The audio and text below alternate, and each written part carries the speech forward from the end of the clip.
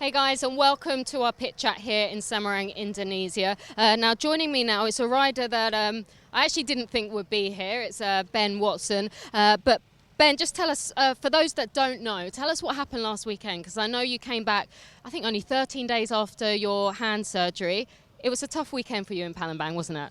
Yeah, so in Germany, I broke my fourth and fifth metacarpal in my hand, and I had surgery directly on Sunday morning, and it was 13 days, I think, and we was obviously here in Indonesia, so I did my best. I went out in the warm-ups and the qualifying sessions, and I had a lot of pain, but it was possible to ride. It was just, the thought on my mind if I was doing some extra damage riding a little bit too early or not, so I carried on riding, and then I rode pretty easy in the qualifying race and just tried to get myself a half decent grid on the start, and I finished 10th in that, so I was quite pleased regarding the circumstances. And then I woke up Sunday morning and my hand was really swollen, and I went out in the warm up in the morning, and I had just really too much pain, and I decided to sit out the races just to try and give myself a little bit more time for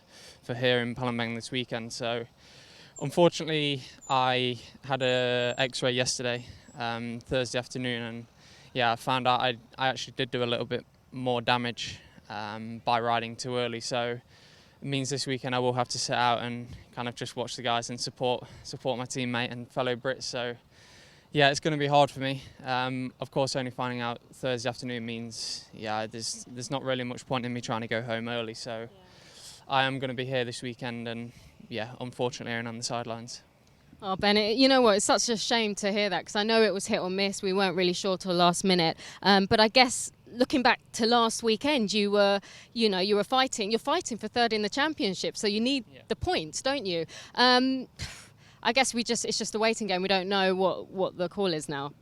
Yeah, I'm fighting for a position in the championship, and that was why I was so keen and so motivated to come back early, even if it was really painful. But unfortunately, I went a little bit too far, I think, and I've caused a little bit more damage again now. So I am young, and I also need to think of my future. So there is a little bit more to life than motocross, I guess, and that's why I'm going to be a little bit more smarter this weekend and just sit out. And I don't really know what the next step for me is now. If I'll need another surgery kind of just to fix that plate back to the bone properly, or how it will work. But I need to just stay positive, and of course it's not really a major issue. It's going to set me back maybe 6 week tops. So I will be back on the bike before the end of the season and do a few more races, no matter which option I choose. So I'm staying positive, and I'm really lucky to have a really supportive team and great sponsors behind me.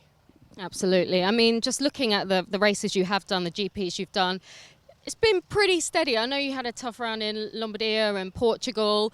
That kind of set you back, and then you started finding your form again, and then you had another injury. So, I mean, I guess if you compare it to last year, you're pretty explosive. And this year, I mean, you're still searching for that podium. So it's been pretty tough, hasn't it?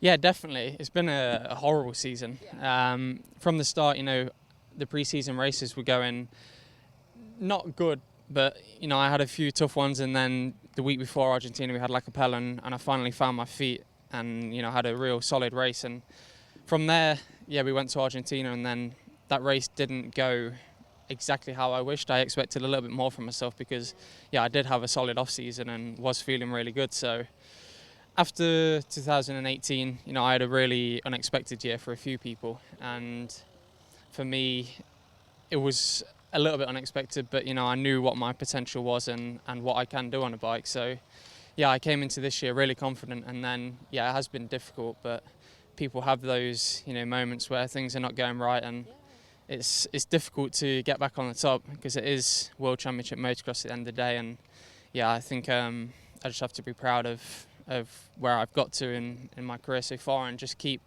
pushing and stay positive. And I know that things will continue to build up, and I hope one day I can really show my potential and be up there. I mean, and it's funny, like you have positive moments, you have negative moments, as does any rider. But we look at someone like your teammate, for example. He's kind of, caught the attention of many people this year. I mean, what, 5 podiums for him? And I mean, that was pretty unexpected, isn't it?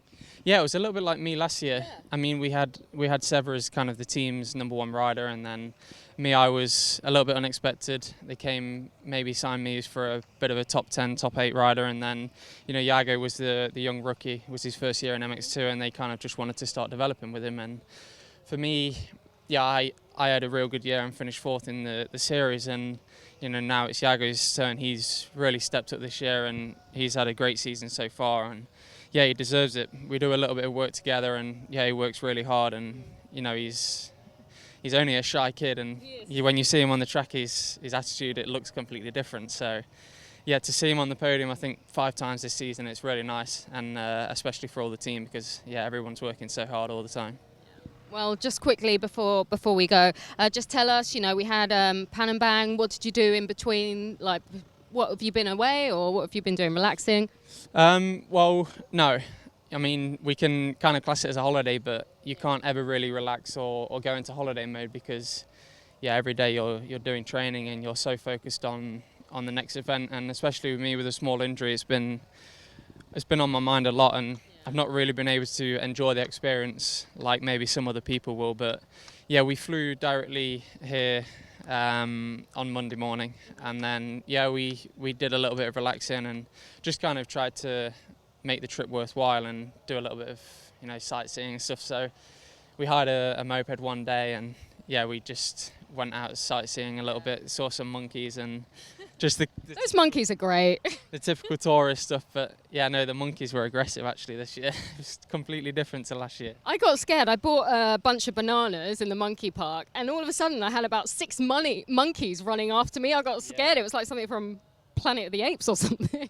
Yeah, no, we bought a small bag of nuts to kind of throw them out, and yeah, my girlfriend had them in a backpack, and she opened the zip to get some nuts out to throw them, and they clocked on and they were launching all over me, and I nearly got the bag and just chucked it. Yeah, it's not.